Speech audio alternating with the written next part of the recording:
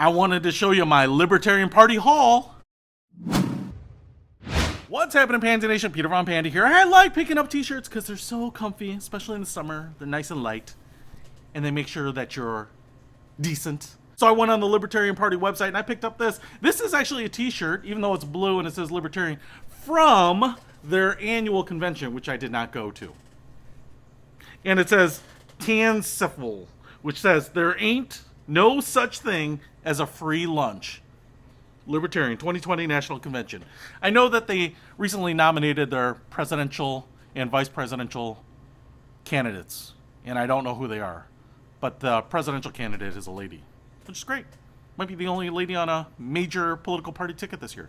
Also, I ordered this because I'm actually kind of a polo guy. I really like those. They just scream a little bit more formal with the collar on here. This polo material is very thin. It kind of feels a little bit like an Under Armour shirt, and you can see that their logo, the little torch here, is silk screened on, and it's in 2 color, which is nice. That's total silk screen. Like I said, it's a little like sheer, and so why don't we throw this on? And this is what it looks like. It's kind of nice. It's got a nice feel. Ooh, it's kind of like silky on my body.